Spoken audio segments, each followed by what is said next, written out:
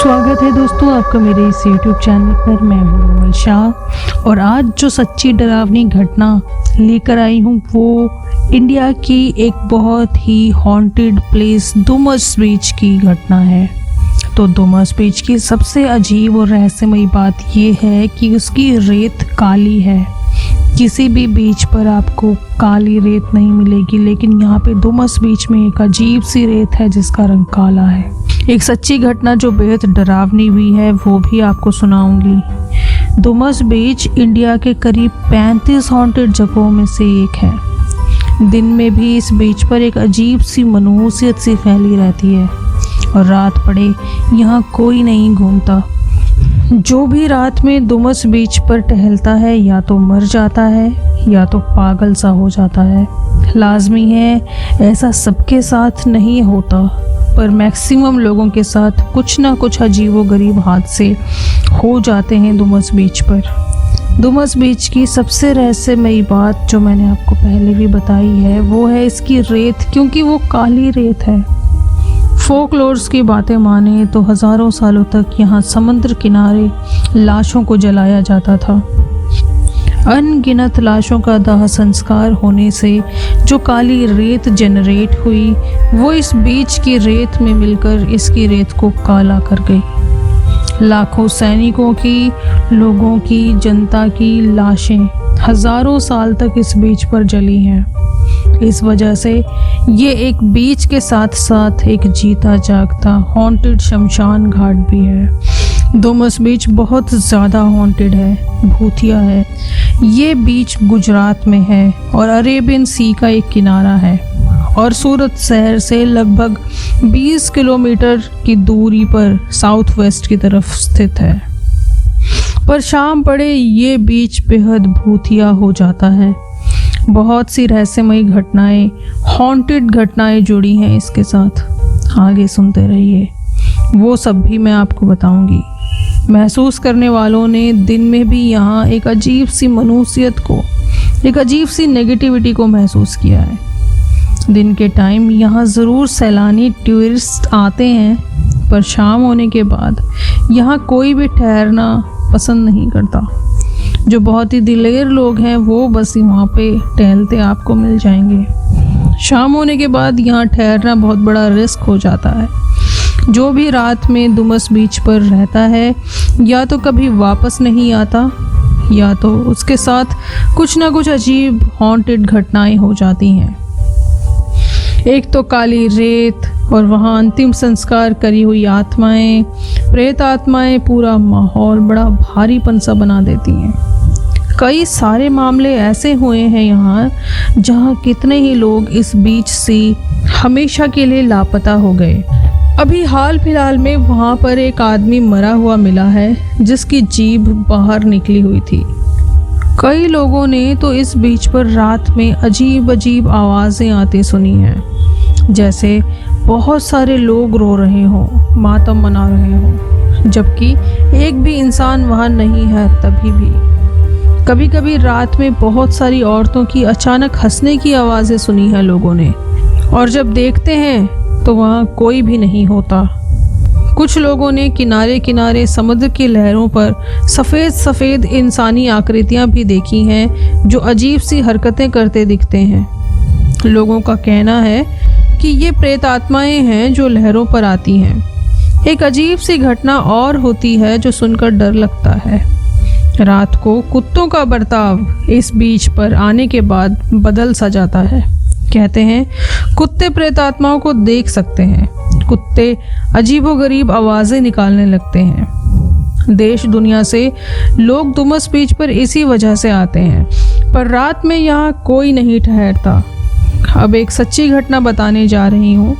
ये मेरे एक नोन फ्रेंड के साथ घटी थी। उसका नाम अनमोल गांधी है। तो आगे की कहानी मैं आपको अनमोल के पॉइंट ऑफ व्यू से सुनाऊंगी। तो हेलो दोस्तों, मेरा नाम अनमोल है और मैं एक गुजराती लड़का हूँ। मैं अभी यूके में रह रहा हूँ और ये बात कुछ 4-5 साल पहले की है।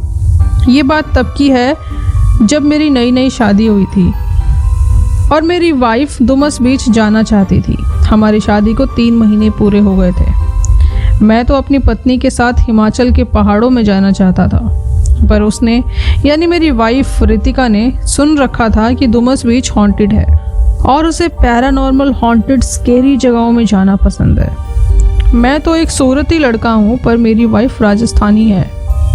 उसे बीचेस बड़े पसंद हैं। उसने मुझसे जिद की कि हम डुमस बीच जाएंगे और 2 रातें वहीं बिताएंगे, और रात को मैं हॉन्टेड एक्सपीरियंस के लिए डुमस बीच जाना चाहती हूँ। मैंने उसे समझाया कि देखो रितिका, मैं और मेरे दोस्त कई बार डुमस बीच गए हैं, पर वहाँ कोई भूत वूत नहीं है, ना ही हमारे साथ कुछ भी पैरानॉर्मल या हॉन्टेड एक्सपीरियंस हुआ है। तो वो प्लेस कुछ हॉन्टेड वॉन्टेड नहीं है, बल्कि तुम वहाँ बोर हो जाओगी।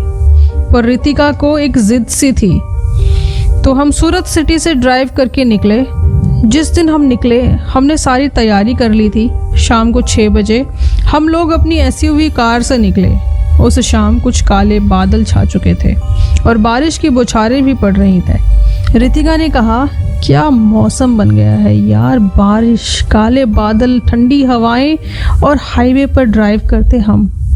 हॉन्टेड फीलिंग तो अभी से आ रही है। करीब 25 किलोमीटर ड्राइव करके हम डुमस बीच पर पहुंच गए तो शाम के 7:30 बज गए थे और अंधेरा होने की कगार पर था। वहां पहुंचकर हमने एक बढ़िया सा होटल ले लिया और रात को खाना खाकर डुमस बीच पर आ गए। वहां लोग टहल रहे थे और हम भी टहलने लगे। देर रात 11 बजे तक हम बीच पर थे, पर कुछ भी हॉन्टेड वहां हमने महसूस नहीं किया। मैं बस होटल वापस आकर आराम करना चाहता था, क्योंकि मैं जानता था कि सब कुछ बकवास है यहाँ। बस यहाँ पर रेत कुछ अजीब है, काले रंग की है, पता नहीं किस वजह से यहाँ रेत काली है, और जो हॉन्टेड कहानियाँ इससे जुड़ी हुई हैं वो सब मुझे मनगढ़ंत लगती हैं, सब अफवाहें हैं वगैरह वगैरह। पर रितिका को पैरानॉर्मल एक्टिविटीज़ पर बड़ा भरोसा था, पर वो डरती नहीं थी। तो उस रात हम होटल वापस आ गए और सो गए। सुबह उठकर हम फ्रेश होकर डुमस बीच पर गए, पिक्स खींची बहुत सारी और खूब एंजॉय किया, और लंच करके होटल वापस आ गए दोपहर में। और मैंने रितिका को कहा कि अब वापस चलते हैं, यहाँ बोर लगने लगा। रितिका ने कहा, अभी सो जाते हैं, रात को जब पूरा बीच खाली होगा तब हम चलेंगे और पूरी रात वहाँ बिताएंगे और देखेंगे कि क्या कुछ हॉन्टेड एक्सपीरियंस हमें होता है या नहीं। मैं इसके लिए मान गया। हम रात को 12:30 बजे डुमस बीच के एक एंट्रेंस पर पहुंचे। वहाँ अभी बहुत कम लोग, 10-12 लोग ही वहाँ पर हमें दिख रहे थे, बाकी लोग वहाँ से जा चुके थे। तो हमने देखा कि एंट्रेंस पर एक गुब्बारे वाला बैठा है। हमने उससे पूछा कि चाचा, डुमस बीच पर आपने कभी कोई भूतिया घटना होते सुना या देखा है? उसने मना कर दिया। हम बीच की तरफ हो निकले। करीब 1 घंटे बाद 1 बजे रात को मेरे और रितिका के अलावा वहाँ और कोई नहीं दिख रहा था। चांदनी रात थी और पूरा अंधेरा भी नहीं था। एंट्रेंस पर से वो गुब्बारे वाला बूढ़ा आदमी भी अब जा चुका था। मैं बस बोर हो रहा था, पर रितिका लहरों के किनारे किनारे धीरे धीरे चल रही थी और गाने गुनगुना रही थी। धीरे धीरे मैं भी एक अजीब सी शांति महसूस कर रहा था। फिर अचानक एक अजीब से सांड के जैसी आवाज़ आई। हमने पीछे मुड़कर देखा तो देखा एक सांड हमसे करीब 100 मीटर की दूरी पर खड़ा है। हम डर गए थे कि अचानक ही हमारे पीछे न पड़ जाए।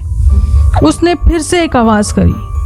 हमने आपस में बात की कि कुछ मत बोलो, धीरे धीरे यहाँ से बाहर निकलते हैं। पर जैसे ही हम धीरे धीरे अपने कदम आगे बढ़ाने लगे, तब एकदम से घबराकर हड़बड़ा गए, क्योंकि वो अचानक भयानक गर्जना करता तेजी से दौड़ता हुआ हमारी तरफ आने लगा।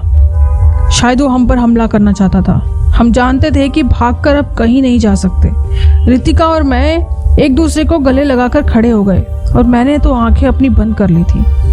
मैं यही सोच रहा था कि आज ये सांड उड़ा देगा हमें दुनिया से। वो बड़ा सा बड़ी बड़ी सींगों वाला ताकतवर सांड भागता हुआ आया और बस बैम आकर अपनी सींग से हमें उड़ा दिया। पर ये क्या? वो हमारे आर पार हो गया। हम डर से पसीना पसीना हो चुके थे, पर बच गए थे। हमने देखा कि वो सांड समुद्र के लहरों के ऊपर से दौड़ता हुआ जाकर समंदर में गायब हो गया। रितिका और मैं हक्के बक्के रह गए और भाग कर आकर अपने होटल पर ही रुके। मैंने रितिका से पूछा, और हॉन्टेड एक्सपीरियंसेस करवाने हैं डुमस बीच पर या कल सुबह यहाँ से निकले? रितिका शर्मिंदा हो गई और अगली सुबह जैसे तैसे हम वहाँ से निकल गए। सच बता रहा हूँ दोस्तों, डर के मारे हालत पतली हो गई थी मेरी, पर वो 100% एक पैरानॉर्मल और बेहद डरावनी घटना हमारे साथ हो गई थी। वो तो शुक्र है कि मैं और रितिका बच गए थे। अगर हमारी जगह कोई कमज़ोर दिल के लोग होते तो उस रात डर के मारे मर जाते। वो घटना होने के बाद यकीन आया कि डुमस बीच सचमुच एक हॉन्टेड प्लेस है। तो दोस्तों, ये एक सच्ची घटना थी जो मैंने आपको कहानी के रूप में बताई। अगर ऐसी कहानियाँ सुनना आपको पसंद है तो प्लीज़ मेरे इस चैनल को सब्सक्राइब कर दीजिए और नेक्स्ट कहानी आपके सामने लेकर आऊँगी जो एक सच्ची डरावनी घटना होगी। तब तक के लिए जय माता दी।